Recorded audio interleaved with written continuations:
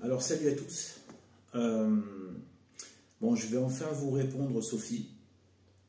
Voilà, faut pas être pressé avec moi. Donc bon, alors sachant que ça peut vraiment intéresser, bien évidemment, d'autres, tout auditeur qui serait intéressé par le sujet, c'est la question du juste milieu, de la voie du milieu, et en lien avec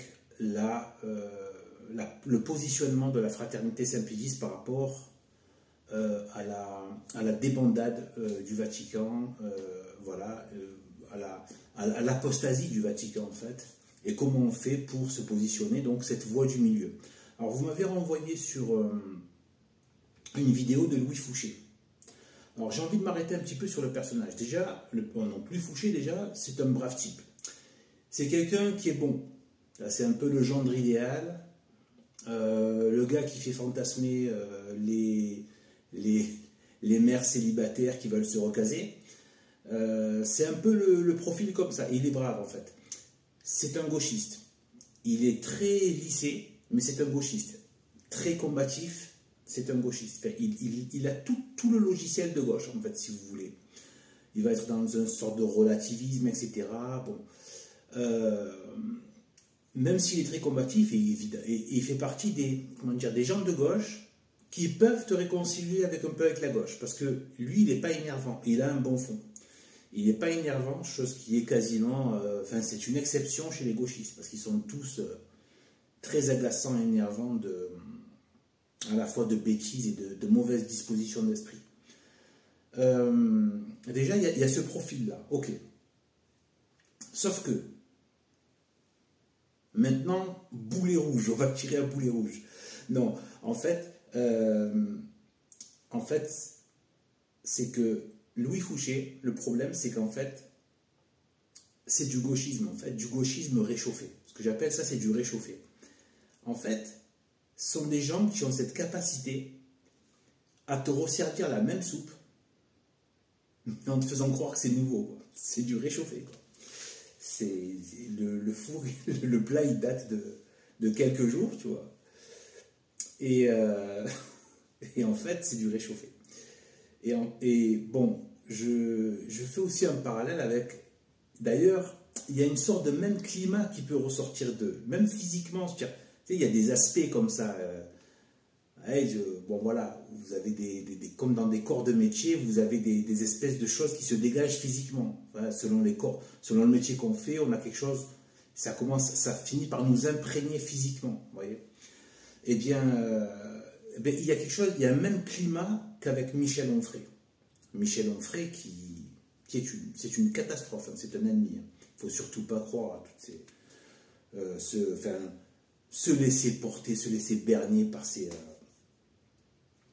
positionnements. Bon, là, c'est pas vraiment le sujet, mais on va parler un petit peu de Michel Onfray. Donc, Michel Onfray, c'est aussi du réchauffé. C'est-à-dire que c'est le gars de gauche qui a un aspect combatif, hein, qui prend les allures du combat et qui, en fait, fait du réchauffé, c'est-à-dire, en fait c'est simple. Hein. Michel Onfray, c'est du Voltaire et du Nietzsche réchauffé. C'est tout. C'est Voltaire et Nietzsche resservis à notre époque. C'est tout. Et c'est sa fonction dans le système. C'est pour ça que le système s'en fiche un peu de ces délires, je sais pas quoi, machin. Ces nouveaux délires, soi-disant fascistes, n'importe quoi. Donc, il ne faut pas oublier que le même gars là qui se plaint d'un islam radical, tout ce qu'on veut, d'une immigration, machin et tout, et en fait, c'est le même gars, je l'avais vu dans une émission en train de dire il faut repeupler les villages de migrants, etc., etc. Comme ça, il disait. C'est lui qui a passé son temps, même si le Front National, c'est de l'opposition contrôlée, qui a fait beaucoup plus de mal et qui n'a fait au final que servir le système et le légitimer en jouant le rôle de l'épouvantail. Donc c'est pas bon, mais n'empêche que lui, il est rentré dans cette doxa dominante de l'anti-FN, qui a bercé la France, qui l'a endormi pendant des décennies. Et jusqu'à aujourd'hui d'ailleurs, même si ça prend d'autres formes, du type Zemmour, ils inventent encore 2-3 trucs comme ça, et bien lui, il a passé son temps, d'ailleurs il a dit lui-même, il a fait l'université populaire, encore un truc de bobo, voilà, qui sert à rien, entre trois gauchistes, voilà, des espèces comment dire, de revenants de 68, là, qui ont envie de se redonner quelques sensations. Et donc, eh bien voilà, en fait, lui, il a fait ça. Hop, il a fait son université populaire en réaction au Front National. Donc, alors on peut dire que c'est quand même si ça vaut rien, mais vraiment ça vaut rien, et même c'est néfaste et mauvais, le FN, pour la vie politique. C'est très mauvais, et de toute façon, il ne faut même pas de parti, on n'est même pas dans des histoires de parti, bref. Mais là, c'est encore un très très mauvais parti. Dans le rôle qu'il a joué, c'est une catastrophe. Moi, je pense que c'était voulu par le système. De toute façon, c'est clair, net et précis. Donc voilà. Et donc, du coup, eh bien, il a, voilà, on va dire que c'était quand même eux qui polarisaient sur attention, l'islamisation, attention, l'immigration de masse, etc. Il a passé des décennies en train de faire le gauchiste sur les plateaux. Et après, il revient, la gueule enfarinée, oui, tu comprends, en fait, la France, quoi. J'ai envie de lui dire, mais c'est bon, quoi, tu sers à rien, en fait. Bref, et des gens comme ça, en fait, il faut leur mettre une grosse cote sur la bouche et leur dire, toi, tu n'es pas fait pour... non, voilà. Va faire Voltaire dans ton salon, c'est tout. Voilà. Ou dans ta petite secte, là-bas, mais c'est tout. Voilà. Et donc, en fait...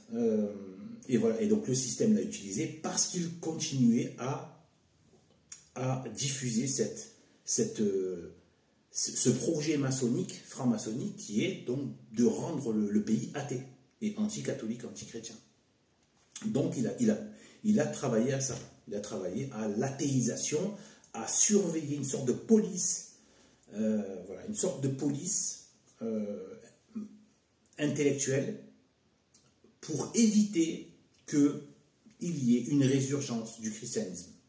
Donc c'est de coloniser les esprits, le peu de gens qui réfléchissent, les coloniser avec de l'athéisme et cracher sur tout ce qui va être le sacré, le surnaturel, la vie future, etc.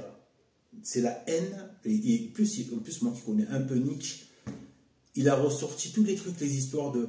Oui, Nietzsche, ce crétin, c'est un gros crétin, Nietzsche, hein, et qui, je pense, a été châtié par Dieu à la fin. Et donc, eh bien, en fait, de toute façon, toute sa vie, hein, il a été châtié d'ailleurs, parce qu'il devait avoir pas mal d'infestations démoniaques. Lui, j'en parlerai, si Dieu me prête de faire une vidéo là-dessus. Il était sous infestation démoniaque, hein, Nietzsche. Et d'ailleurs, tous ces problèmes de santé, etc., c'est... Bref, de vision, de vue, pour quelqu'un qui devait être clairvoyant sur les choses. Et voilà, et donc en fait, voilà, le surhomme machin, qui en fait, bref, lui tenait la chandelle de l'autre, la Lou Andrea Salomé, là, bref, il tenait la chandelle comme un âne, bref, pendant qu'elle allait faire ses escapades lubriques. Enfin bref, c'est vraiment un gros crétin. Et en fait, donc du coup, eh bien, Michel Onfray, eh bien, en fait, Nietzsche, en fait, il parlait de... En fait, il niait ce qu'il appelait l'arrière-monde. En gros, c'est le ciel. Traduction, c'est-à-dire le ciel promis par le christianisme. Donc, c'est vraiment antichrist. Et d'ailleurs, il a écrit un bouquin entier qui s'appelle l'Antéchrist. Et sans compter le reste, dans plein d'autres endroits, par-delà le bien et le mal, toute cette lèpre ainsi par les Zarathustra, c'est de la lèpre. Voilà, c'est la rhétorique du péché, la rhétorique du serpent. Voilà, simple. Et bien lui, son travail, c'était de diffuser cette lèpre. Voilà. Et de faire donc du Voltaire réchauffé, de l'anticléricalisme et de l'anti-vie surnaturelle de plateau TV. Donc c'est du réchauffé. Mais on leur donne, on leur laisse avoir un petit côté un peu mordant, machin, mais en fait, voilà. Ça sert in fine le système. En fait, Louis Fouché, c'est aussi une sorte de... C'est pareil parce qu'en fait, il vous ressort du gauchisme. Et c'est drôle parce que, en fait, ce dont il parle, c'est de l'ingénierie sociale à laquelle moi-même j'ai travaillé. Alors maintenant, j'en parle librement parce que je ne compte pas du tout y retourner dans cette branche. Je suis prêt à prendre le balai, faire du ménage, comme je disais, ou de la sécurité, n'importe quoi. Mais plus retoucher à ça parce que c'est trop idéologique, etc. Et ça touche trop au gauchisme. Et je ne peux pas le faire ça avec ma foi. Et donc, du coup, là, eh bien, ce qu'il raconte, vous savez, quand il dit oui, la solidarité entre les gens, toi tu sais faire ça, tu me répares un truc et moi je te répare quelque chose, on fait des échanges. En fait, cette espèce de social, l'action sociale de la République, j'ai travaillé dedans, ça s'appelait échange de pratiques et de savoir. Ce sont les projets socio-culturels qu'on fait dans les quartiers, tout ça. C'est du réchauffé, c'est du déjà-vu, tout ça. Il y en a plein, des tonnes de projets comme ça, il y en a plein, des piles de dossiers de subvention. Qu'est-ce qu'il a? C'est quoi qu'il apporte? Eh bien, je vais vous dire la vérité sur ces histoires de cette espèce de solidarité version république sociale. C'est qu'il manque l'ingrédient, il manque le sel. Vous savez, le sel. Le sel de la sagesse est en vérité le sel de la terre, hein, le sel du Christ. D'accord? Il n'y a plus le goût. Je l'ai même fait avec les gens, ça. En fait, l'être humain est vain. L'être humain, c'est le néant. Je suis du néant. Sans Dieu, je ne suis que néant, en fait. Et donc, en tant que néant, je ne peux être que, comment dire, le contraire de Dieu. C'est-à-dire la non-vie, c'est-à-dire la mort, etc. Bref, tout ce à quoi ça fait référence. Eh bien, en fait, tu as vite fait le tour de l'être humain, en fait, en vérité. Sans Dieu, on n'a pas de vie en nous, mais on n'a pas de vie avec les autres non plus. Il n'y a pas de social sans Dieu, en fait. C'est pour ça que tous les systèmes sociaux de la Chine à l'Inde, avec leur bouddhisme, l'islam, les talmudistes, il n'y a aucune société de charité. Le communisme, tous ceux qui ont essayé des systèmes sociaux, il n'y a jamais la bonté, la charité, le bien et la grâce et le bien vivre et le bon que tu ressens qui est très difficile à communiquer parce que c'est quasiment incommunicable. C'est ce que tu ressens quand tu vas dans de vraies sociétés catholiques, en fait. Tu sens quelque chose qui a cette beauté, c'est la beauté du Christ, en fait, tout simplement. Et c'est un vague reflet dans ce monde de péché. Alors imaginez dans le ciel ce que c'est. Dans le ciel. Eh bien, voilà. Eh bien, il manque le sel. Donc, quand tu as fait, en gros, hein, pour essayer de la faire un peu courte, en gros, une fois que tu as fini de réparer la haie du jardin de ton voisin et que lui, en échange, je sais pas, il t'a fait un super plat de lasagne, par exemple, une fois que tu as fait ça, une fois, 2 fois, après tu vas te lasser. Ouais, c'est bien, ma haie est réparée. Ouais, c'est bien, t'es bien. Plat de lasagne, sympa. Mais rien ne dit que, par exemple, tu ne vas pas convoiter la femme du gars à qui tu as réparé la haie. Que tu ne vas pas mentir sur son compte. Que tu ne vas pas le tuer. Là, je parle des 10 commandements. Que tu ne vas pas faire un faux témoignage sur lui parce que finalement, tu aimerais bien, je sais pas, t'accaparer quelque chose qui est à lui.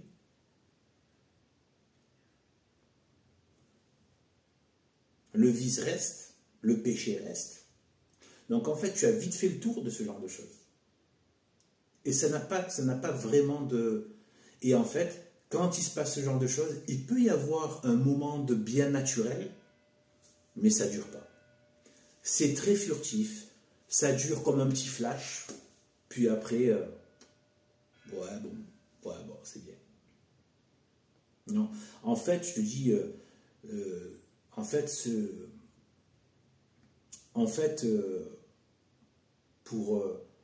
pour la faire courte, la seule chose qui fait que les gens, en fait, vont bouger, en fait, vraiment, et les gens ne vont pas se bouger pour ça sur la durée. La seule chose qui fait bouger les gens, dans le mauvais sens hein, du terme, c'est bon, soit la crainte de perdre, etc. Ce qui n'est pas forcément mauvais, ce qui est même très bien en termes de religion, de la crainte. Nos patriarches disaient voilà, que la crainte est le commencement de la sagesse. Moi, je suis rentré par la crainte. Je ne suis pas rentré par la grande porte, mais par la petite porte, c'est-à-dire par la crainte de Dieu et de l'enfer. Donc voilà, par contre, une femme une jeune femme comme Sainte Thérèse de l'Enfant Jésus, elle est rentrée par la grande porte. Elle a dit, je ne vais pas faire de fausse modestie. J'ai été aimée de Dieu de manière très spéciale. Elle a dit qu'elle a ressenti une brûlure d'amour, en fait. La brûlure, tellement c'est... Voilà. Et donc, elle était quelque part, vraiment... Voilà, quoi. Elle était aimée de Dieu. Dieu a aimé son âme bien plus que d'autres. Et donc, voilà. Donc, elle était... voilà. Elle est rentrée par la grande porte, par l'amour.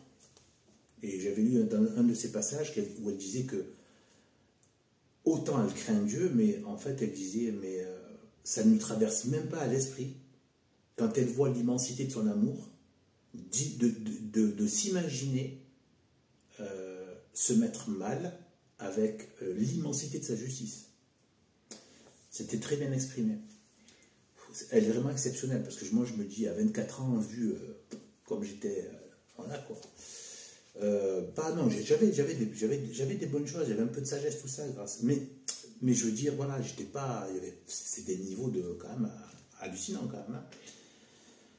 Hein. Alors voilà, donc du coup, voilà un peu par rapport à ça. Donc en fait, il manque, et bien en fait tout ça, oui, et après c'est le sexe, donc la luxure, ce qui va faire se bouger les gens, la luxure, la possession matérielle et avoir du pouvoir.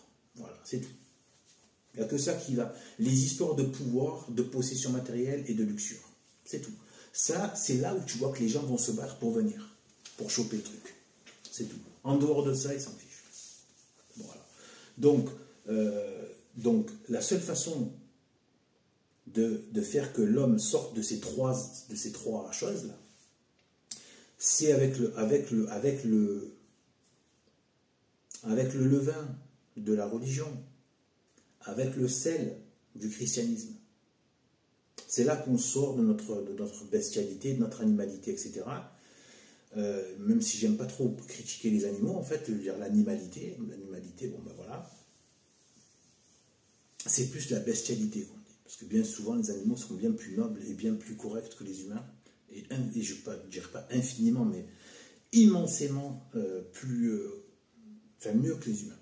Parce qu'ils sont guidés par la loi naturelle, qui est celle de Dieu.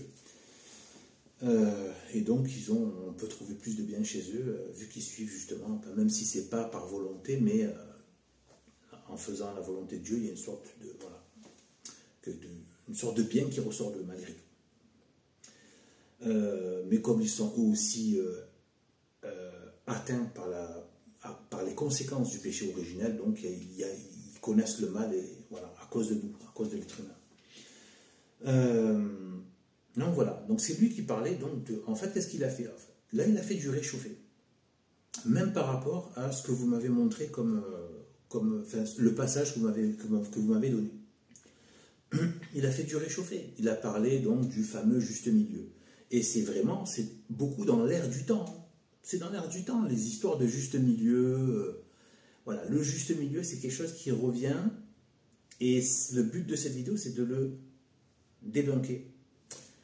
Pourquoi le juste milieu participe de ce système et en quoi il a vraiment mal cerné, mal utilisé, mais il peut vraiment amener à des résultats très négatifs. Alors, qu'est-ce que j'ai préparé? Donc oui, non, je vais faire je reviens juste, excusez-moi, là je vous ai fait croire qu'on allait passer à autre chose, mais juste pour vous dire par rapport, prenez une société, on va prendre la même chose que ce que propose comme Louis Fouché, tout ça, la même chose, faire de la solidarité, même matérielle, s'entraider matériellement et tout ça, mais avec le Christ entre nous. Pour reprendre une phrase de la Bible, mais dans un contexte que là, je fais à titre, voilà, enfin, pas religieux, à titre personnel, enfin, personnellement, pour pouvoir expliquer quelque chose. Qu'y a-t-il entre vous et moi? Qui y a-t-il entre vous et moi? Je dirais même. Qui y a-t-il? Quand il y a le Christ,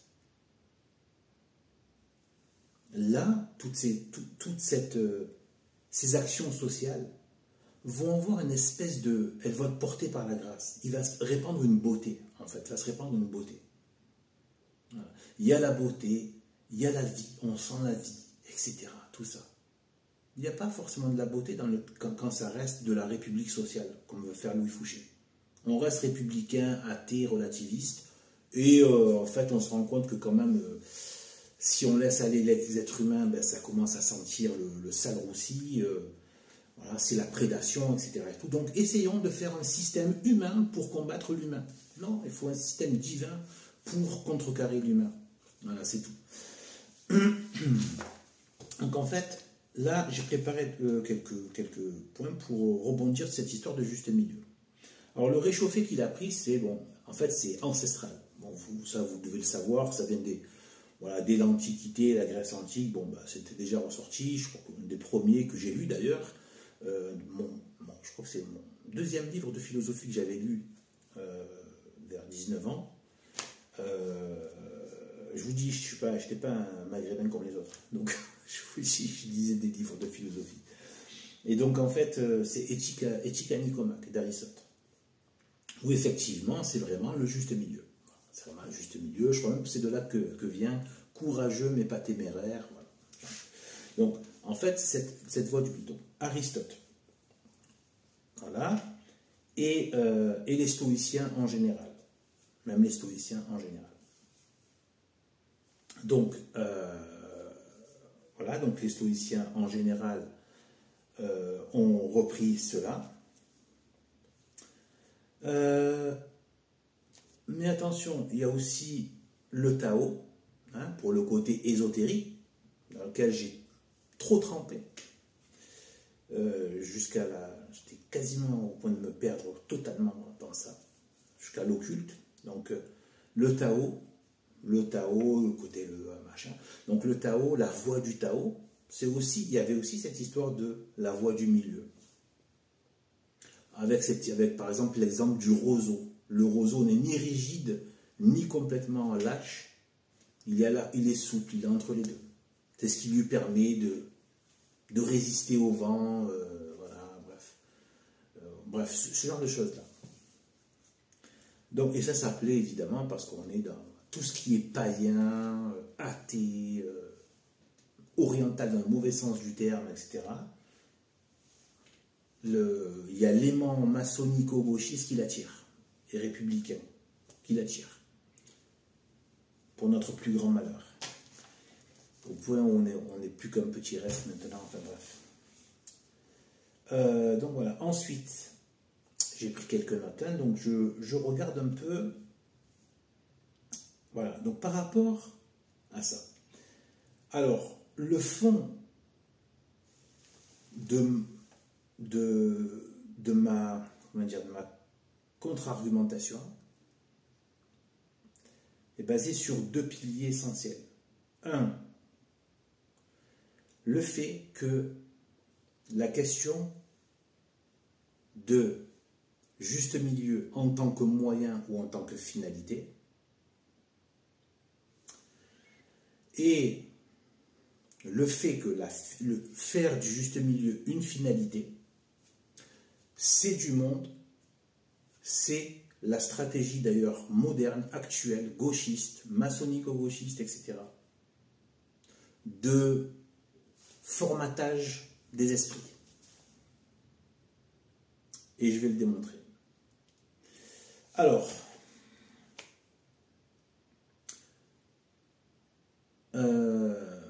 le premier qui m'a mis la puce à l'oreille par rapport à ce problème de moyens et de finalité, c'était en écoutant un sermon de l'abbé Laffitte, qui a sûrement dû le reprendre d'autres. Et bien que donc, le démon, Satan, qui fait passer le moyen pour la finalité. J'en ai déjà parlé, j'y reviens pas. Eh bien, là, tout mon discours à moi, ça va être de dire que, oui, le juste milieu, mais en tant que moyen, pas en tant que finalité. Le problème du juste milieu dans notre époque aussi, c'est d'éviter la radicalité. D'ailleurs, on le voit, lutter contre la radicalité, les extrêmes. On n'aime pas les extrêmes. Ce sont les pires extrémistes qui vous disent ça. Ce sont des gens qui ont coupé des têtes avec la guillotine, qui ont fait des guerres, des génocides, etc. Ce sont des gens qui vous excluent, qui sont prêts à vous trucider, qui sont prêts à vous ostraciser socialement, vous perdez tout. D'accord? À vous tabasser, s'il le faut. Vous dépouiller, vous faire des procès, tout ce qu'on veut. Ce sont ces gens-là qui vous disent, non, mais en fait, voilà. En fait, quand tu fais leur chien, là, d'un coup, oui, voilà. Là c'est le juste milieu, pas plus tard que tout à l'heure, j'entendais Macron qui ressortait cette soupe pleine de poison et de lèpre. Là, après les retraites, là, les histoires de retraite. En train de dire oui, les différentes discussions, différents avis, on a besoin de cette confrontation dans le respect pour qu'émerge quelque chose. C'est ça, c'est le juste milieu. Confrontation et juste milieu. Le milieu qui va rentrer avec ce juste milieu, qui ensuite va attirer aussi, enfin va servir le dogme quasiment du mélange. Aujourd'hui, c'est un dogme. La mixité, il faut tout mélanger. Les cultures, tout. Les peuples, les genres, tous les genres. Voilà. Donc, c'est le mélange. Eh bien, ce juste milieu, il est utilisé dans ce sens-là. Alors, donc l'abbé Laffitte avait dit donc, par rapport à ça, par rapport à cette histoire d'utilisation, eh bien, ils sont contre, donc, évidemment, la radicalité. Parce que la radicalité, ça marche. Parce que c'est là que tu deviens efficace, vraiment. Je ne vais pas les nommer là, mais notamment deux cultes, même trois on peut dire, qui imposent tout et qui eux font leurs affaires. Ils sont radicaux. Ils ne sont pas là en train de dire oui, on va négocier sur tous nos fondements. Pour moi, en fait, c'est les dindons de la farce. Pour parler populaire, c'est ça. C'est les dindons de la farce, en fait. Ceux qui sont là en train d'être dans le juste milieu en tant que finalité. En tant que moyen, c'est très bien, et même ces gens-là l'utilisent. Même la maçonnerie, pendant tout un temps, elle était dans le juste milieu. Entre on infeste les organes des élites et on reste un peu caché. Enfin, on n'est pas encore dans le plein pot de notre activité maçonnique. Donc ils avaient leur juste milieu. Mais c'était un moyen d'arriver à une radicalité. Vous voyez ? En gros, ça veut dire quoi? Ça veut dire qu'en fait, il faut être radical dans la finalité et dans le juste milieu, dans le moyen pour atteindre la finalité.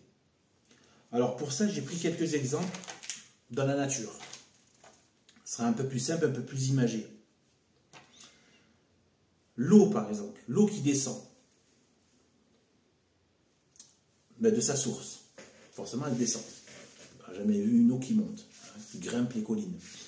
Donc une eau qui descend. L'eau va chercher le juste milieu quand elle se heurte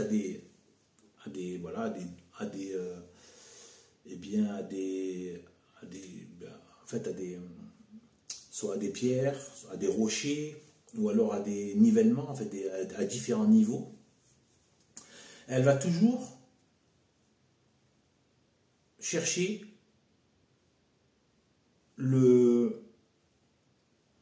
c'est-à-dire elle ne va pas grimper au-dessus du rocher ou monter, elle n'a pas la capacité de monter au-dessus du rocher. Elle ne va pas non plus creuser pour passer en dessous du rocher. Elle va le contourner. Donc, l'eau, dans sa descente, son juste milieu, c'est d'arriver à contourner. Mais elle est radicalement tournée vers l'océan et vers la mer, vers sa destination. Et la descente, c'est sa finalité de descendre à la mer. Sur ça, il n'y a pas de négociation, il n'y a pas de juste milieu. C'est pas peut-être que j'irai à la mer et peut-être que non. Non, sa finalité, c'est d'arriver à la mer et de descendre. Le juste milieu va lui permettre d'y arriver, mais la finalité est radicale. Autre exemple, je veux faire un plat.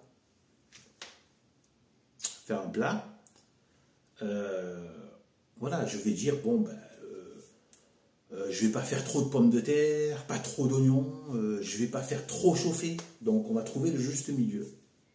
Pas le faire trop tôt, ni trop tard, avant le moment du repas. Ouais, je trouve mon juste milieu. Mais ma radicalité, c'est de faire mon plat, de le réaliser, qu'il soit là. Il n'y a pas de négociation sur la finalité. Donc le juste milieu ne sert que pour y arriver. Ensuite, peindre sa maison. On arrive, voilà, on peut déménager. Bon, j'ai pas faire la peinture. Plein d'autres problèmes, mais plein d'autres problèmes de pauvres, mais j'ai pas ça à faire. Donc, tu veux refaire ta peinture. Eh bien, en fait, tu as plusieurs pièces à faire. Tu travailles. Surtout si tu fais l'esclave à 5 jours par semaine. Parce qu'on peut faire un peu moins, en fait. En vérité, si on arrêtait de trop consommer, on peut faire un peu moins et consacrer un peu plus de temps à Dieu. Moi, c'est ce que je compte faire. Et donc, en fait, Dieu ne nous a jamais demandé de faire 35 heures semaine, hein, avec les embouteillages et les trucs, bref. Et donc, en fait, tu vas te dire, voilà, bon, quelle que soit la raison, bon, tu ne peux pas le faire tout d'un coup. Donc, tu vas te dire, bon, moi, je vais faire une pièce par week-end, par exemple. Voilà. Tu trouves ton juste milieu. Une pièce par week-end. Voilà. Après, il peut y avoir plusieurs spécificités. Tiens, là, peut-être qu'on peut le faire, voilà, machin, ça, en une demi-journée. Donc, du coup, je peux en faire 2 dans le week-end. Enfin, bref, voilà. La logique, c'est que le juste milieu, c'est trouver la bonne, voilà, que ça prenne pas trop de temps, pas des mois avant que ça se fasse, mais quelques semaines, peut-être 2-3 mois, peut-être même, s'il le faut, mais raisonnable. Mais la finalité, s'il n'y a pas de... À la fin, ce sera peut-être peint, et puis peut-être peint à moitié. Quoi. Non, il faut que ce soit peint. Voilà, je pense qu'avec ces exemples-là, ça suffit. Et ils sont légion. On peut faire ça à tout niveau. D'accord, à tout, tellement de domaines. La plupart des domaines, c'est exactement la même chose. Même la maçonnerie elle-même, comme j'ai dit tout à l'heure, il y a eu un temps où elle trouvait le juste milieu. Entre son envie de faire sauter la société, d'exploser la société chrétienne, la société catholique, cette pulsion antichrist, qui, je le répète, n'est pas propre à la maçonnerie. Tous ceux qui sont, voilà, c'est avant eux, il y avait d'autres formes, etc. Bref, voilà, même, voilà. Le paganisme et tout ça, le luthérianisme, les hérésies, tout ça, ce sont des manifestations du démon, tout simplement. Voilà. Eh bien, encore là aussi, ce sont des moyens.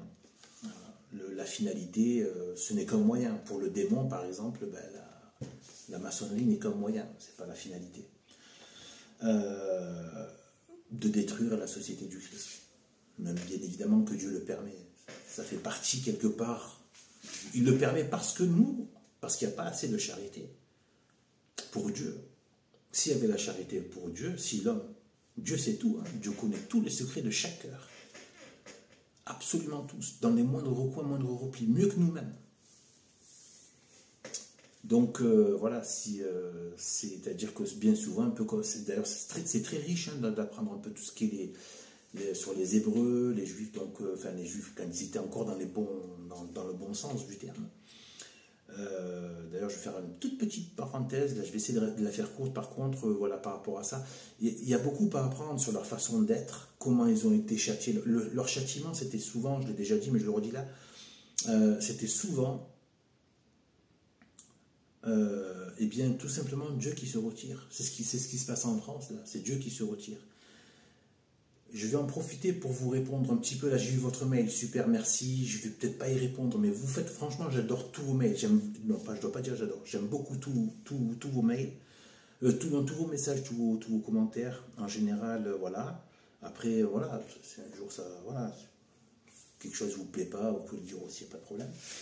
Et donc, en fait, du coup, voilà. Et bien, en fait, j'ai beaucoup apprécié. Mais en fait, par rapport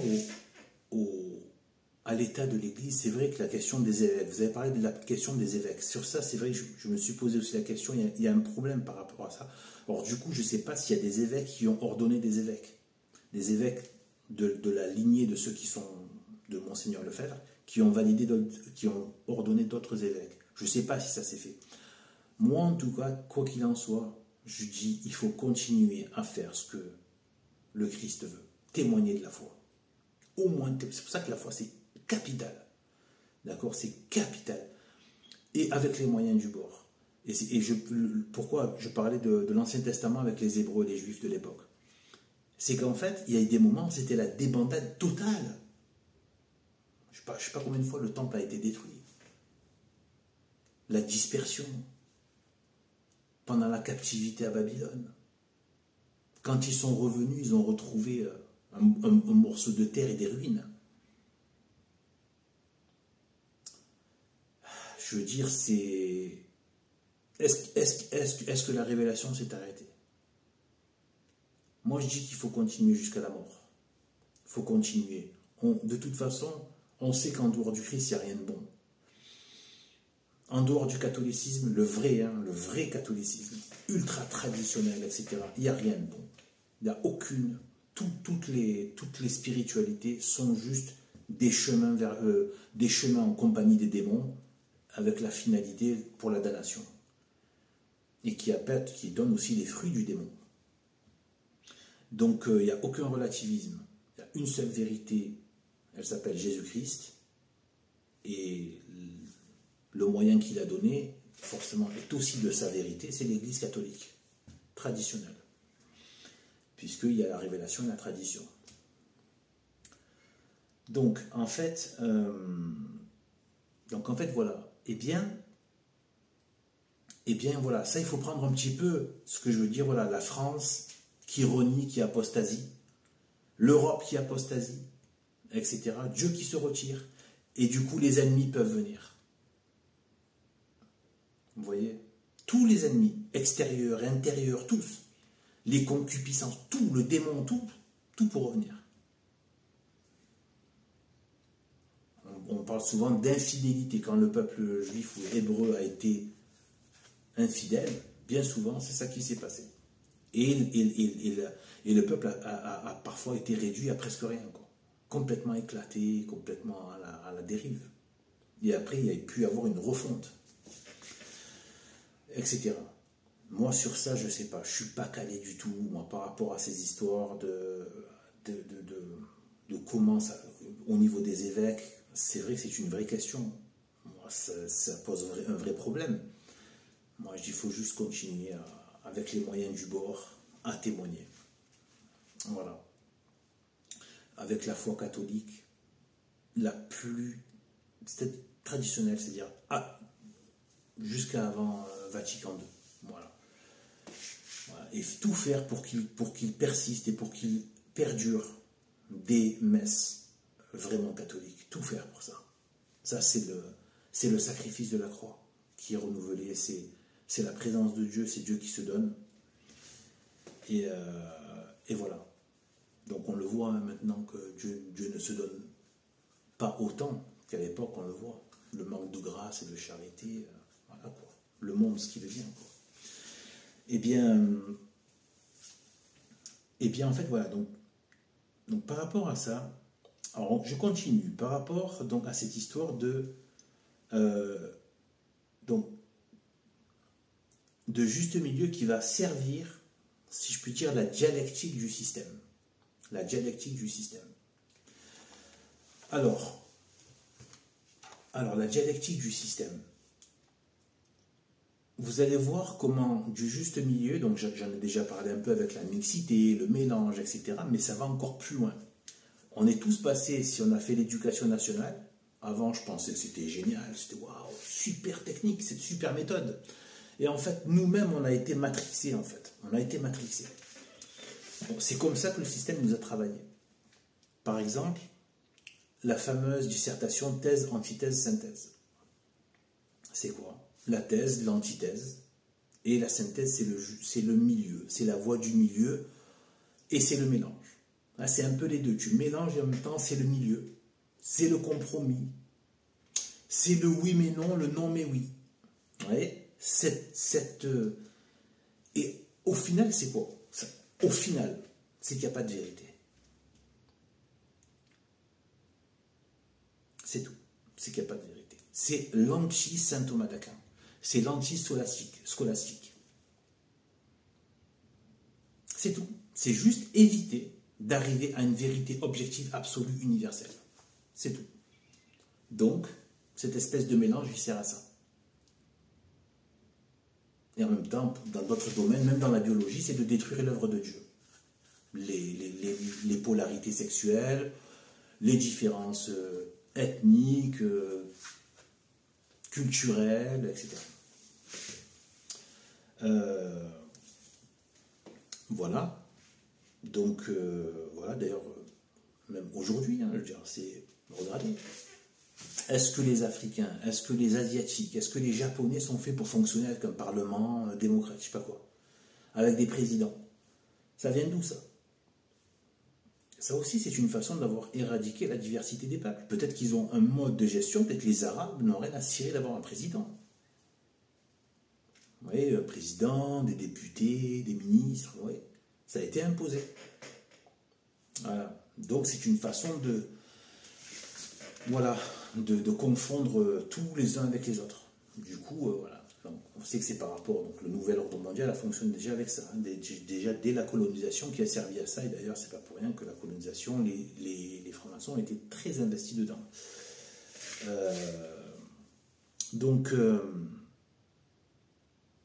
Ensuite, après ils font porter le chapeau aux autres. Donc en fait, alors, donc on le retrouve dans ça. Donc la thèse, l'antithèse, synthèse, et donc pas de vérité, etc. La synthèse, pas de vérité, oui, non, etc. La démocratie, c'est quoi? On vous dit que la loi, c'est quoi? C'est le résultat d'un dialogue, débat démocratique qui a lieu dans un parlement. Et en fait, c'est quoi là? C'est une sorte de synthèse de la thèse partie du gouvernement et l'antithèse, l'opposition, et de leur combat va sortir un juste milieu, un milieu qui va être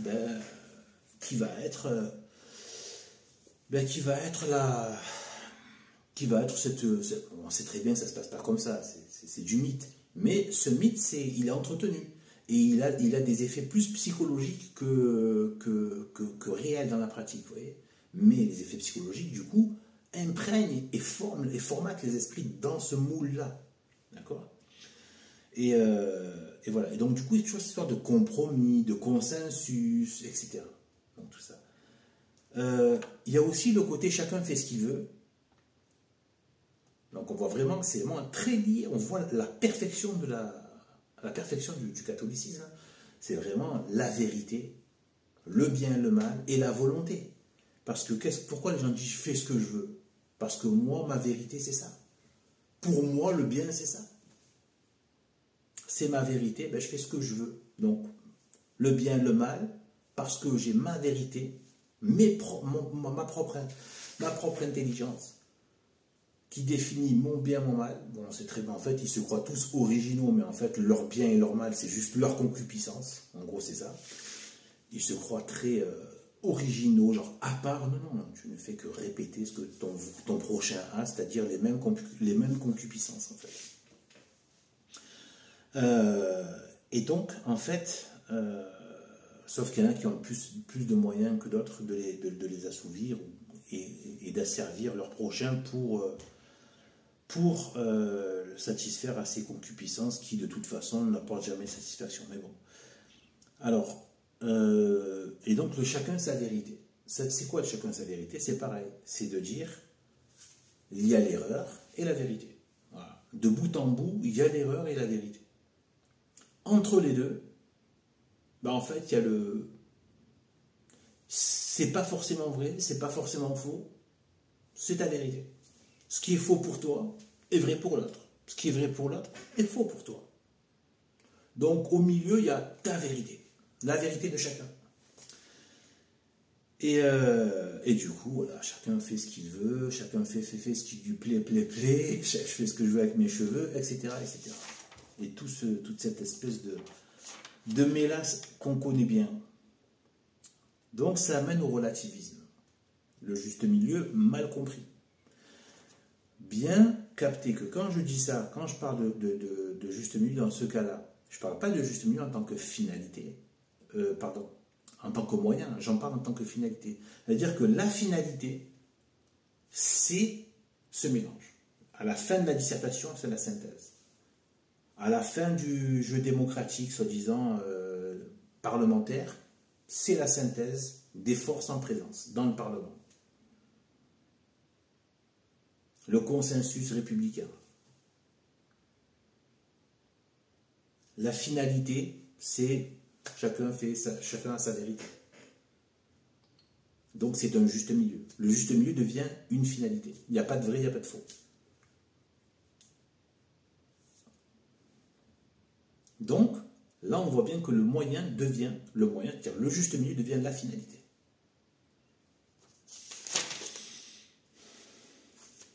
Voilà. Donc, bien voir cette question. Maintenant, quelle serait donc la bonne posture? La bonne posture, c'est, je l'ai déjà évoqué, mais je vais mieux l'appuyer maintenant, en rentrant plus dans la question religieuse, c'est qu'il faut être radical dans la finalité, et entre guillemets sage dans le sens un peu populaire du terme, juste milieu pour y arriver. Je vais vous juste rafraîchir un peu la mémoire par rapport à la radicalité. Donc ces gauchistes, au fait d'ailleurs, qui sont pleins de voilà, machin, qui peuvent sortir ce genre de choses, je ne pense pas qu'il y ait vraiment de juste milieu dans les goulags, génocide, les campagnes, les expéditions, là, les guerres napoléoniennes avec des millions de morts qu'il a fait sur son passage, mais la République n'aime pas trop en parler parce qu'il y a eu des millions de morts entre la terreur jusqu'aux campagnes de Napoléon qui sont les mêmes, de cette République maudite, jusqu'au massacre des goulags, c'est la même lettre anti-chrétienne qui s'est mise en place, et anti-noblesse, car la noblesse était le rempart politique et visible du règne social de Jésus-Christ. Mais il devait sûrement y avoir déjà une sorte de refroidissement dans la charité, qui devait peut-être être déjà là avant. Puisque certains disent que déjà dès l'époque de Louis XIV, tout ça, ça commençait déjà un peu à se relâcher au niveau, assez sévèrement au niveau de la foi. Donc c'est pour ça, en fait, sinon Dieu n'aurait pas permis que ces cafards puissent avoir le moindre succès. D'accord? Donc voilà, il n'y a qu'à voir le nombre de siècles et de siècles et de siècles où malgré tous les assauts, la France est restée purement catholique. Donc en fait, malgré tous les assauts, toutes les sauvageries, même s'il y a eu du sang entre-temps, et des malheurs. Mais voilà, bref. Eh bien, je vais rappeler certaines choses. Dès le premier commandement, Première fois que Dieu donne un commandement, on va dire en termes de loi, les tables de la loi, à Moïse.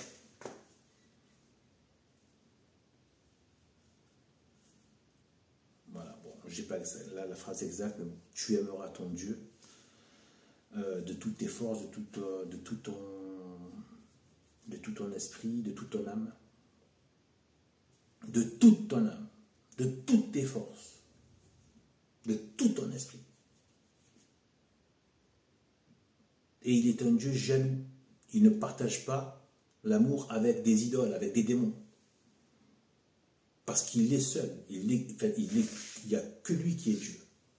Ce n'est pas parce qu'il y aurait d'autres dieux, c'est qu'il n'y en a pas d'autres. Les autres sont des démons. C'est radical. Voilà. Tous les autres commandements, c'est radical. Dès la première phrase, première sentence, après la chute, qu'est-ce qu'il dit au serpent? C'est la guerre. Il y a maintenant il y aura une inimitié. Je mets une inimitié entre ta postérité et sa postérité. Et pas de réconciliation, jusqu'à ce qu'elle t'écrase la tête. Totalement, et que tu sois complètement vaincu.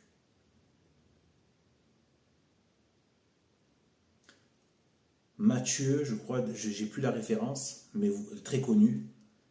Le royaume de Dieu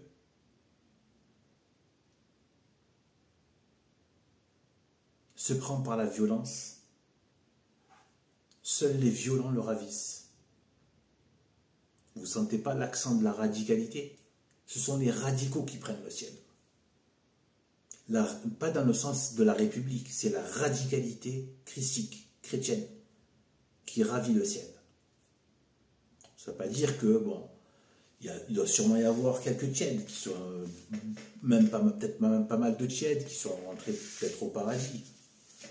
Mais en tout cas, il devait avoir une foi certaine. Une foi certaine. Voilà. Même elle peut être défectueuse ou pas très forte, etc. Mais quand même quelque chose de vrai. Voilà. Elle ne peut pas être complètement dans le mépris de la chose. C'est pas possible. Parce que la foi, il y a des niveaux de foi. Là aussi. Il faut vraiment, vraiment agir pour la foi. C'est pas pour rien que c'est le premier. Je sais que je répète des choses, mais c'est pas pour rien. Moi, en tout cas, j'en ai eu beaucoup de fruits. Je bichonne, je travaille ma foi. J'ai peur de la perdre. J'ai vraiment peur.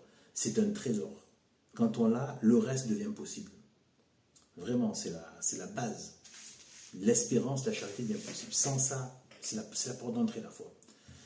Et il ne faut vraiment pas, voilà,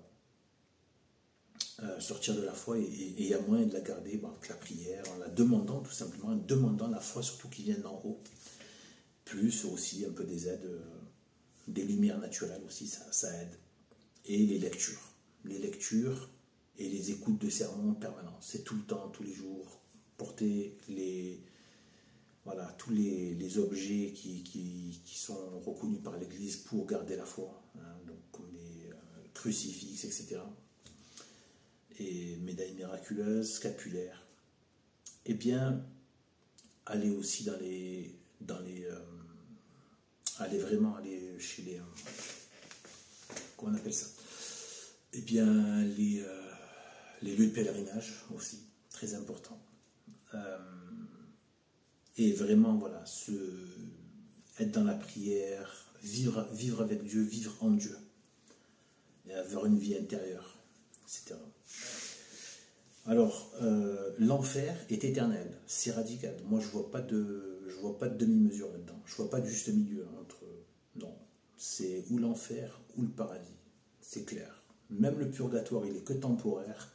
Et même les limbes, même s'ils sont bien heureux, comme on dit, les enfants, voilà, qui n'ont pas eu le temps d'atteindre l'âge de raison, eh bien, n'empêche que c'est radical. Ça veut dire que le ciel, il faut y aller en esprit et en vérité, en conscience. Donc il y a quelque chose de radical, même pour des morts-nés. On ne peut pas accéder au ciel comme ça. Mais dans sa justice, il met cet intermédiaire, mais il y a quelque chose de très radical derrière. Il faut le vouloir, le ciel. Si tu n'as pas eu la possibilité de vouloir et de connaître ce que tu veux, ben, c'est pas possible. Et c'est que ce n'est que justice, c'est parfait. En plus, c'est quand même bien heureux. Donc il n'y a que de la radicalité. L'enfer est éternel. Les souffrances dans l'enfer, maximales. Maximales, de chez maximal, par chacun en proportion maximum de son niveau de péché, de pécheur. Et le plus petit niveau, il fait peur. Hein. Très très peur.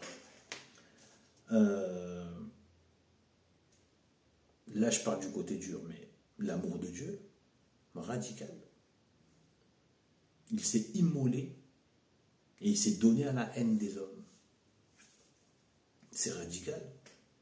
Je vais aller mourir sur la croix, alors que je suis le Dieu tout-puissant, m'anéantir. Il est radical, Dieu, Jésus-Christ. Autre phrase de Jésus-Christ. Si vous ne vous repentez pas, ou si vous ne faites pas pénitence, mais c'est pareil en fait. La pénitence sans repentir, repentir sans pénitence, non, c'est les deux. C'est juste le côté, voilà, et intérieur et extérieur qui fonctionnent ensemble. Si vous ne vous repentez pas, si vous ne faites pas pénitence, vous périrez tous. Il n'y a pas de juste milieu. Vous ne faites pas pénitence, vous ne vous repentez pas de vos péchés, de votre état de pécheur, de l'insulte que vous êtes à Dieu en tant que pécheur non baptisé, par exemple. Une âme trempée dans le péché de Satan, qui a pris son image, qui a pris l'image du diable, et non pas l'image de Dieu. Pas de juste milieu, enfin pas de machin, c'est radical. Tu veux le royaume de Dieu, vends tous tes biens, donne l'argent aux pauvres et suis-moi. Voilà. Radical. Alors bien évidemment, c'est toujours mal compris. Ça veut dire quoi? Là, on dit tu peux être riche, mais en gros, tu dois garder le minimum pour ton bon fonctionnement à toi. Tout le reste, tu dois le donner pour la cause. Pour la charité et pour l'Église, c'est-à-dire pour Dieu et pour le prochain. Et tu suis Jésus-Christ. Tu peux être riche, mais dans ces conditions-là. Tu donnes tout ce que tu as en surplus. Hop. Tu le donnes pour le prochain et pour Dieu. Et tu suis Jésus-Christ. Donc au final, tu es comme le pauvre finalement. Tu t'es dépouillé de tes biens matériels. Tu n'en fais pas un objectif, etc. Un objectif de ta vie. Tu le donnes. Et tu fais plaisir aux autres, tu les arranges, tu les mets bien dans leur vie. Voilà. C'est radical.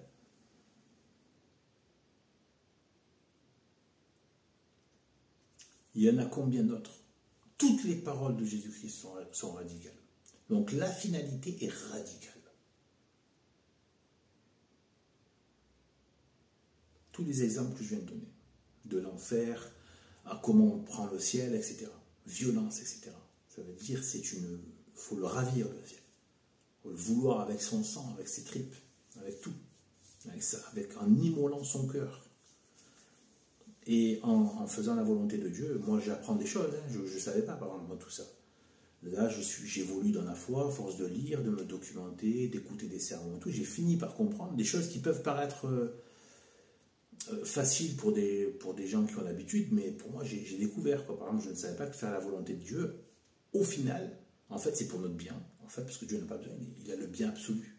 Il n'a pas besoin que nous on lui fasse du bien. Après, oui, il a envie, par amour, de vivre une relation d'amour avec ses créatures.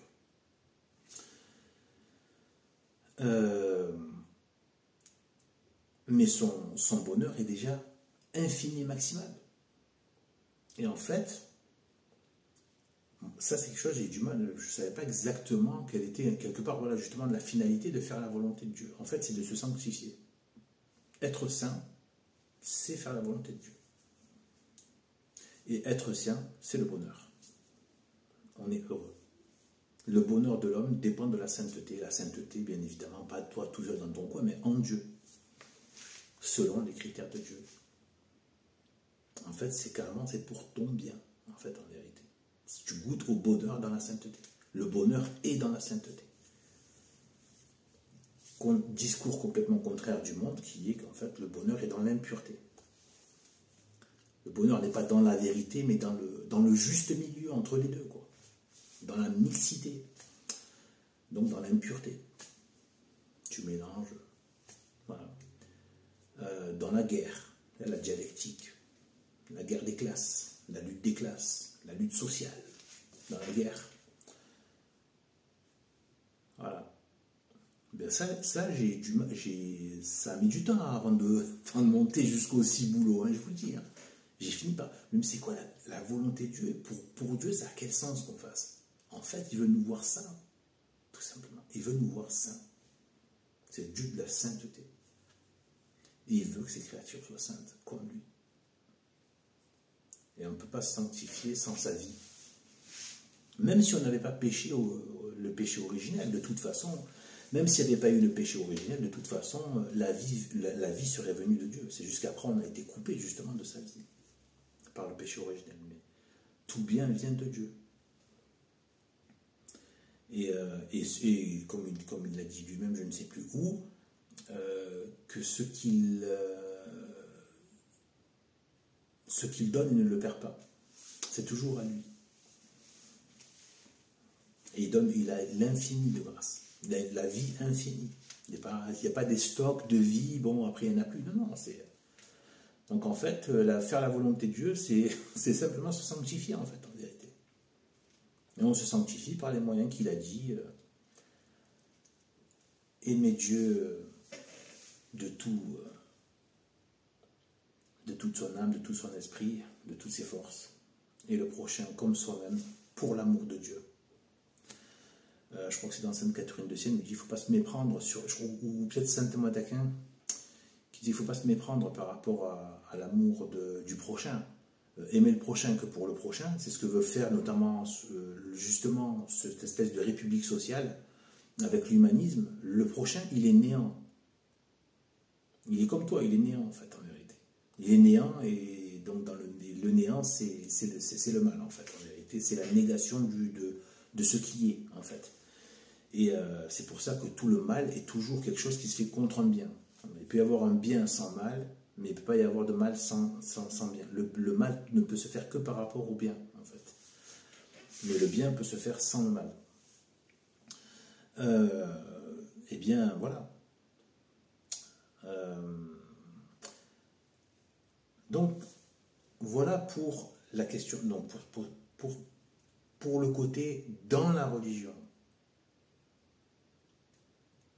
Et en fait, pour plein d'autres choses dans la vie, c'est la radicalité comme finalité et le juste milieu comme moyen. Maintenant, donc là, maintenant, la fraternité Saint-Pédis, c'est sa méthode. Et c'est là où je vais dire pourquoi j'estime que ce n'est pas bon, que ce n'est pas la bonne méthode. Mais avant de dire ça, je vais dire que c'est facile pour moi en tant que marginal ou seul, isolé, machin, de parler. C'est plus difficile quand tu as une structure à gérer, des gens et que tu as forcément une fonction politique. Je dis c'est plus difficile. Je ne dis pas que c'est bien.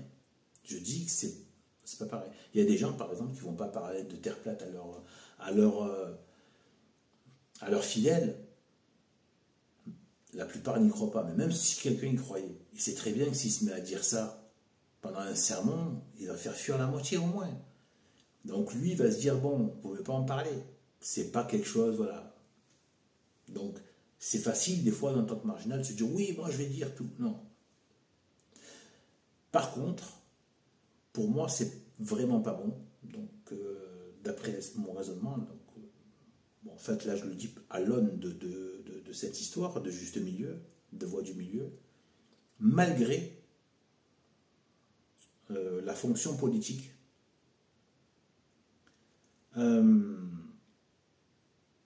C'est-à-dire que, bon, il y aurait beaucoup à dire. Je pourrais partir sur d'autres... j'ai failli prendre d'autres critères, mais je vais rester sur la question de la voie du milieu qui serait prise par la fraternité Saint-Pédis. Cette voie du milieu qui consiste à dire on reste dans le giron de l'Église, on ne l'écoute pas, on ne lui obéit pas, chose qui n'est pas tout à fait vraie. J'aimerais bien savoir dans quelle mesure ils n'obéissent pas.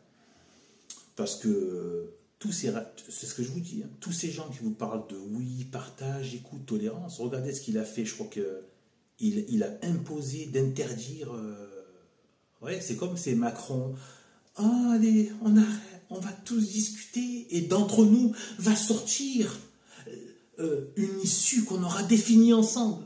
Mais attention, si c'est pas l'issue que moi j'ai décidée, je vous mange, je vous déglingue, je vous picouse de force, je vous retire de votre boulot s'il le faut, etc., etc.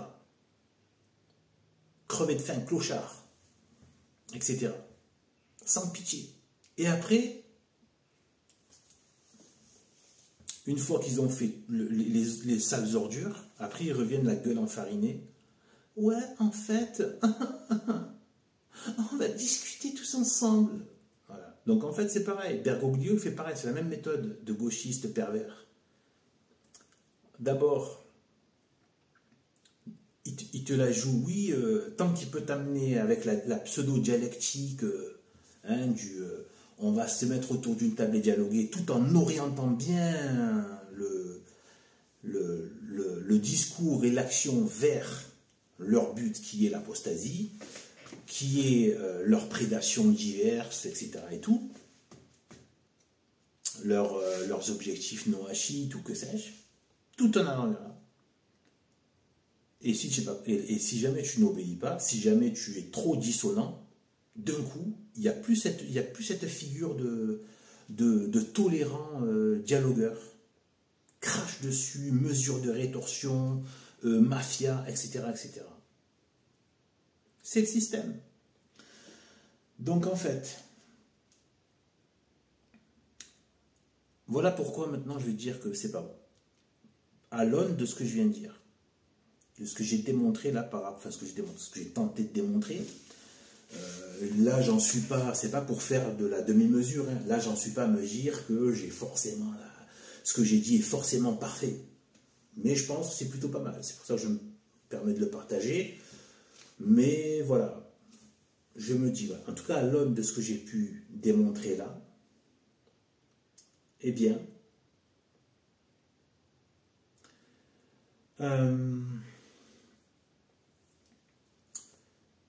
je vais vous dire pourquoi ça ne marche pas avec la fraternité Saint-Pédis et cette méthode-là de dire on reste. Parce que ils font de la voie du milieu, ils font donc cette espèce de juste milieu, mais sur le non négociable, c'est-à-dire sur la finalité. Ils font croire que c'est un moyen, ou peut-être qu'ils y croient, que c'est un moyen d'atteindre la finalité, c'est-à-dire d'avoir un vrai pape. Alors que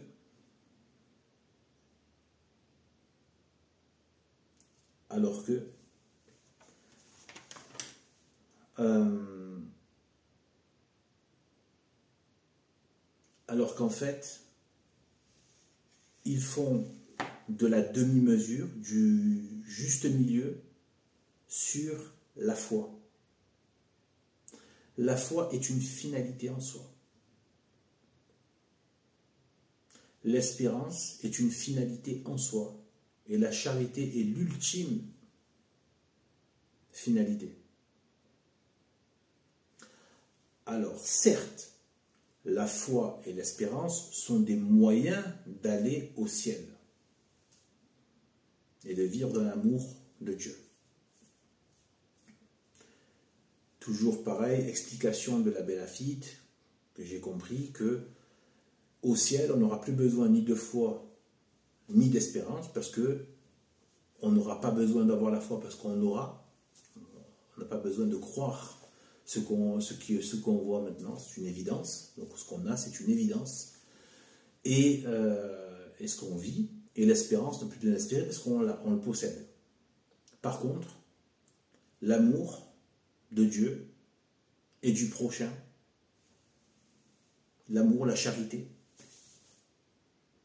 vouloir ce que veut Dieu, glorifier Dieu, c'est quelque chose c'est l'ultime, parce que ça, c'est la vie du ciel, en fait. C'est la vie du ciel. Vivre de l'amour de Dieu et aimer Dieu et toute la communauté des saints.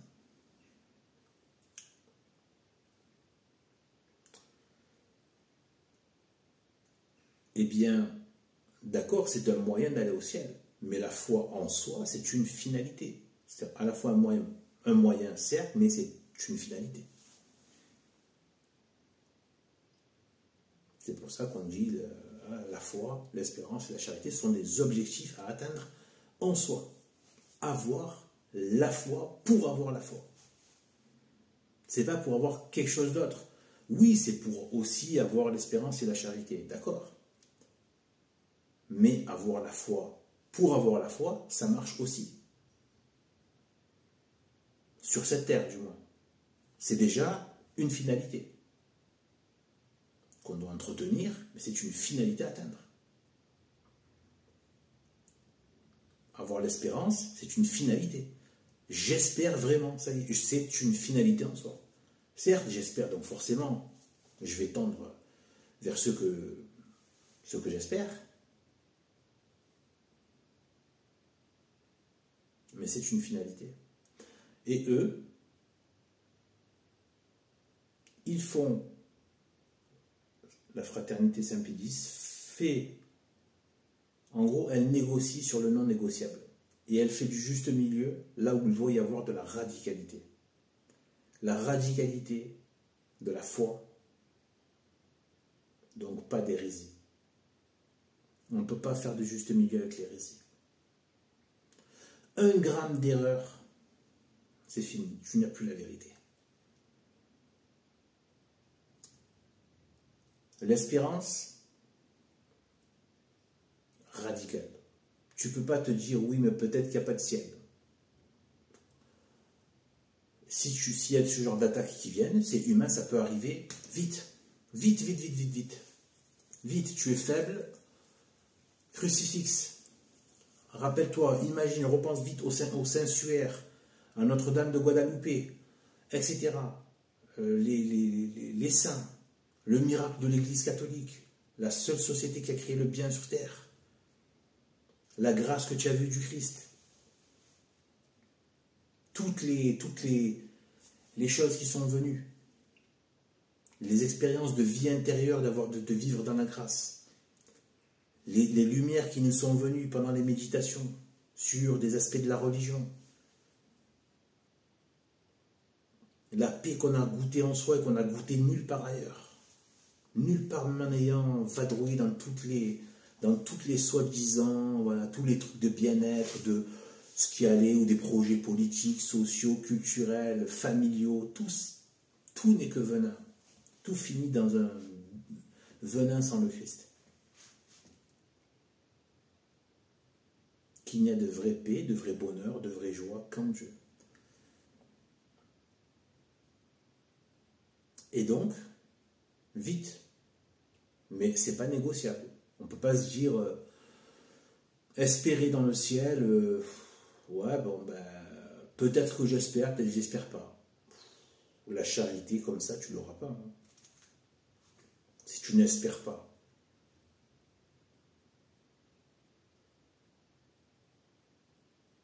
Je vous demande pardon pour ceux qui ne croient pas, qui n'aiment pas, non, qui n'espèrent pas, qui ne vous aiment pas.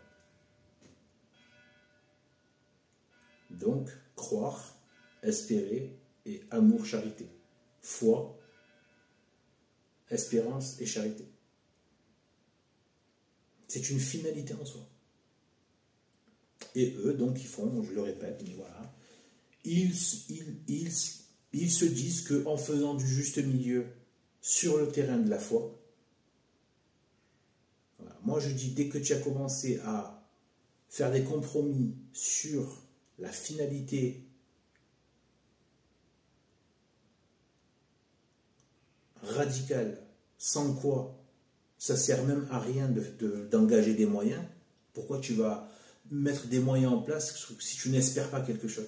Si tu n'espères pas arriver pour l'eau, arriver à la mer, ou de faire mon plat, ou de peindre toutes les pièces de mon appartement. Si j'ai pas cet espoir d'y arriver du tout. Ou alors c'est trop vacillant, quoi. Comme dit le proverbe, comme on se couche, on dort. Et voilà. Et comme on se lève, on passe sa journée.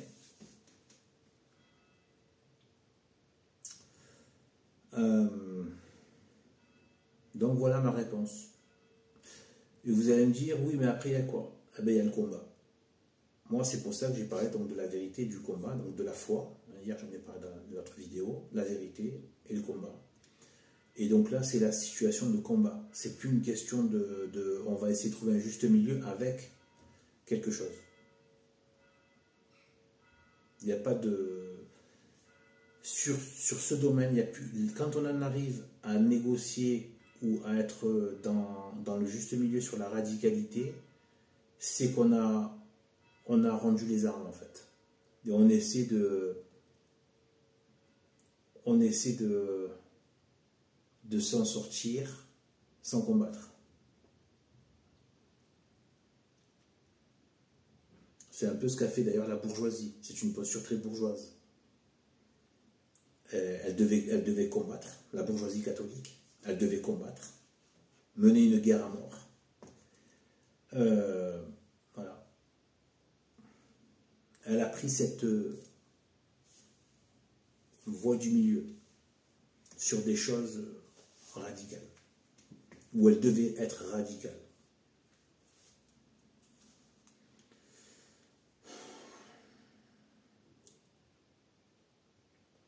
Voilà. Par exemple, elle n'a quasiment pas fait de contre-propagande, par exemple. Avec les millions et les milliards qu'ils avaient. Voilà. Mais là, ils auraient eu les gauchistes à dos et la maçonnerie à dos. Et sévère. C'est-à-dire de faire des chaînes de télé, des films, etc. Regardez Mel Gibson. Un film. Voilà. Imaginez au lieu de financer un Vatican apostat, au lieu de faire du scoutisme débile, même si c'est très bien le scoutisme, hein, quand c'est bien fait. J'aime beaucoup ça, c'est très très bien. Mais dans le sens où tu fais ça dans un entre-soi bourgeois, c'est sûr que voilà, les gauchistes ne vont pas trop aller te chercher, les maçons ne vont pas venir te chercher, tous les antichrists divers. Par contre, d'ailleurs Mel Gibson, voilà, quand il a fait de la propagande, là ça a été chaud pour lui. Vous comprenez? Ils auraient dû faire de la propagande parce que le vrai combat, c'est un combat de vérité. C'est pas d'aller faire les milices. Les milices, truc de voilà. Ça, c'est en bout de chaîne, c'est pas ça le combat. C'est comme voilà, les CRS, c'est pas eux qui font les lois, c'est pas eux qui font la société, les mœurs, etc. Mais en bout de chaîne, il y a des milices, mais c'est pas eux le pouvoir. C'est pas là que ça se joue.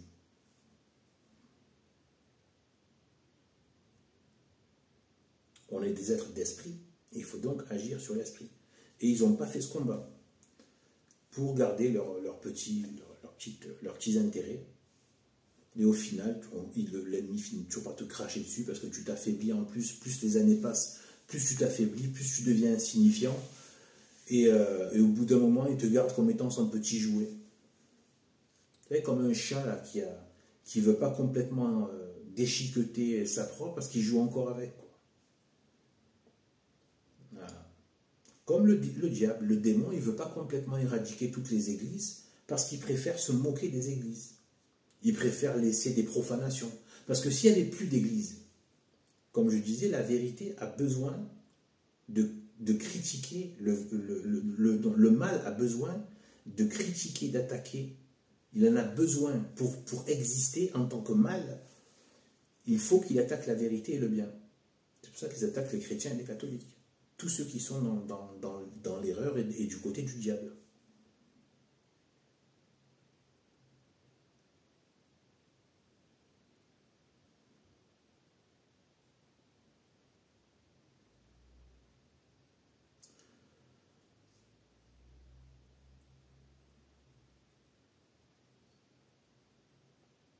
Bien voilà. Donc après, c'est le combat. Moi, le combat que je vois, justement, il y a un juste milieu. Ben, le juste milieu que j'ai trouvé, c'est le côté, ben, c'est les vacances. Et non, nous pour la finalité qui est le règne social de Jésus-Christ, donc effectivement avec un pape, mais pas que. Il faut aussi avoir des... voilà. Mais bon, ça sera au moins le point de départ.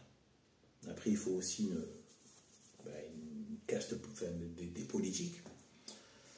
Pas dans le sens de la République. Hein. Une noblesse, quelque chose qui fonctionne pareil, dans la même logique. Et donc voilà.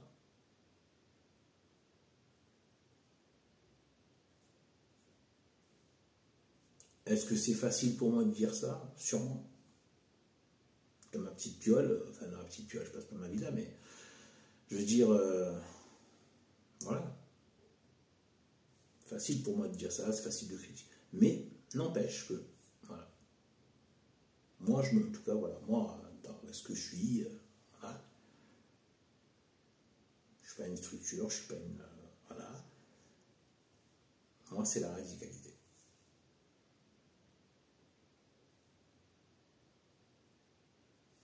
Voilà. Et du juste milieu que dans les moyens. Mais la finalité, elle est radicale.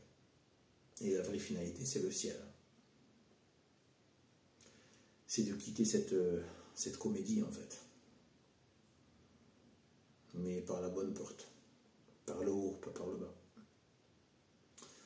Voilà. J'espère que c'était bien un format comme ça.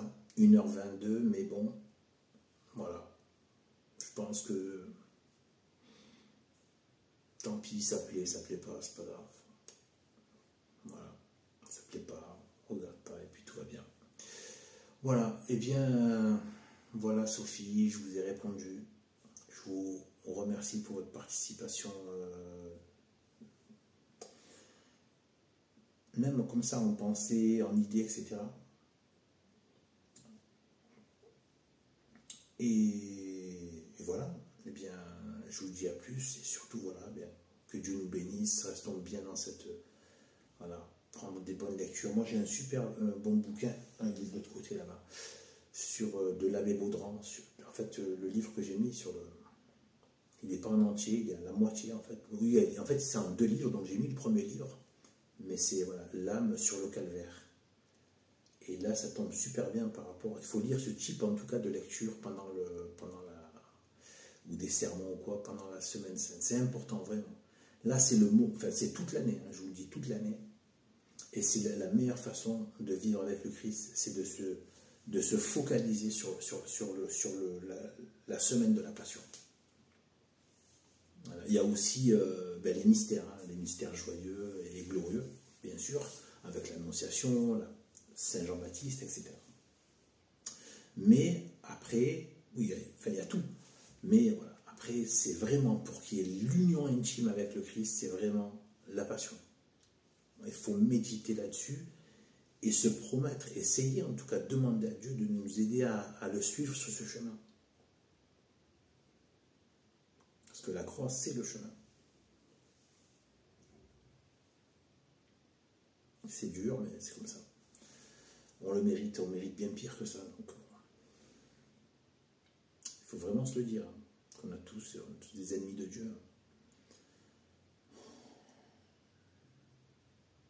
Potentiellement, ouais. Surtout quand on a passé grâce. Donc voilà, et puis sinon, tellement d'autres choses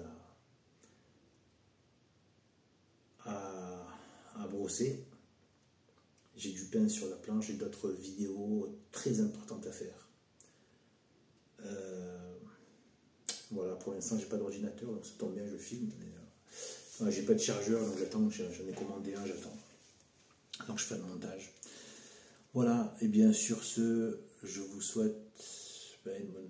Voilà. En fait, j'ai pas de box non plus là depuis mon déménagement, j'ai pas encore de box, du coup. Par exemple, la vidéo que j'ai mise là sur où j'étais dans la voiture, eh bien voilà, moi je trouve que ça a mis 2 jours pour arriver, quoi, parce que ça passe par mon téléphone, enfin bref, ça a été trop lourd en fait. Je vais essayer d'alléger le truc, peut-être ça passe aujourd'hui. Donc je l'avais faite dimanche soir en fait. Et elle est sortie que là je crois, que mardi matin. Donc voilà. Donc là, celle-là, je sais pas quand est-ce qu'elle sera mise. Mais en tout cas, voilà, je l'ai faite mardi, hein, je pense. C'est vrai, on est mardi. Voilà. Allez, que Dieu nous bénisse. Et voilà, les clés de Sainte Marie, qu'on reste croyant en Christ. Allez, salut à tous.